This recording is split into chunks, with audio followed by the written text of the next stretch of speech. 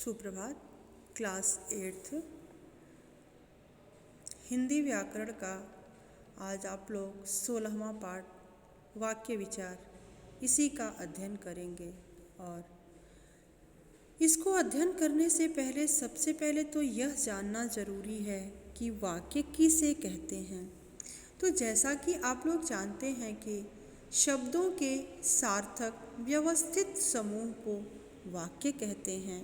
और यहाँ वाक्य विचार में वाक्य विश्लेषण अर्थात वाक्य विश्लेषण क्या कहलाता है, तो किसी वाक्य की रचना को समझने के लिए उसके अवयवों को अलग अलग करना ही वाक्य विश्लेषण कहलाता है। अर्थात अनेक उपवाक्यों के होने के कारण या बड़े उद्देश्य और विधेय होने के कारण कोई जवाब बहुत जटिल हो जाता है। ऐसे जटिल वाक्यों को समझने में वाक्य विश्लेषण हमारी सहायता करता है। अर्थात वाक्य विश्लेषण के द्वारा जो है वाक्य सरल हो जाता है। क्यों सरल हो जाता है? क्योंकि इसे हम अलग अलग कर देते हैं। जैसे वाक्य विश्लेषण 3 प्रकार के वाक्यों का किया जाता है। वाक्य विश्लेषण कितने प्रकार के वाक्यों का किया जाता है? तो 3 प्रकार के वाक्यों का किया जाता है, और जो क्रमशः इस प्रकार हैं: सरल वाक्य, संयुक्त वाक्य और मिश्र वाक्य। पहला है सरल वाक्य और दूसरा संयुक्त वाक्य, तीसरा है मिश्र वाक्य। तो सरल वाक्य अर्थात सरल वाक्य के भी 2 अंग होते हैं, एक उद्देश्य और एक विधेय। उद्देश्य अर्थात वाक्य में जिसके बारे में कुछ कहा जाता है उसे उद्देश्य कहते हैं।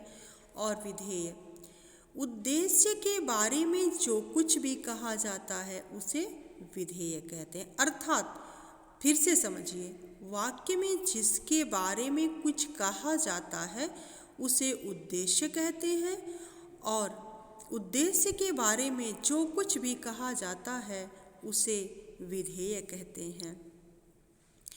और इस तरह से उद्देश्य और विधेय के आधार पर वाक्य के निम्नलिखित अंग हैं, जैसे कर्ता, कर्म, क्रिया, पूरक, विस्तारक।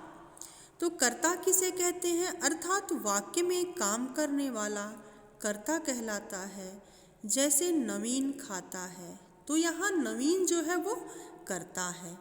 और कर्ता का विस्तार अर्थात यदि कर्ता से पूर्व उसकी विशेषता बताने वाले शब्द का प्रयोग हो तो वे कर्ता का विस्तार कहलाते हैं। जैसे मेरा भाई नवीन खाता है, यहाँ नवीन कर्ता तथा मेरा भाई जो है कर्ता का विस्तार है। नवीन ही तो कर्ता है और उसके बाद जो भी है उसके बाद वो क्या है? कर्ता का विस्तार है। दूसरा है कर्म। तो जिस पर क्रिया के व्यापार का फल पड़ता है उसे कर्म कहते हैं। जैसे शिखा ने किरण को पढ़ाया, तो यहाँ जो किरण है वो कर्म है। क्रिया के अभाव में वाक्य अपूर्ण रहता है।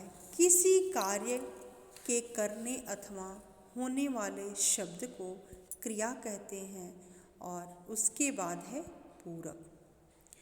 कुछ क्रियाएं अपने अर्थ की पूर्ति के लिए पूरक रखती हैं, जिनसे वाक्य पूर्ण होता है। जैसे भगत सिंह जी पक्के देशभक्त थे, तो यहाँ जो देशभक्त है वो पूरक है। विस्तारक वाक्य में विशेषण व क्रिया विशेषण के अलावा आने वाले शब्द विस्तारक कहलाते हैं। जैसे पिछले 2 दिन से उसने खाना नहीं खाया। यहाँ पिछले 2 दिन से जो है विस्तारक है।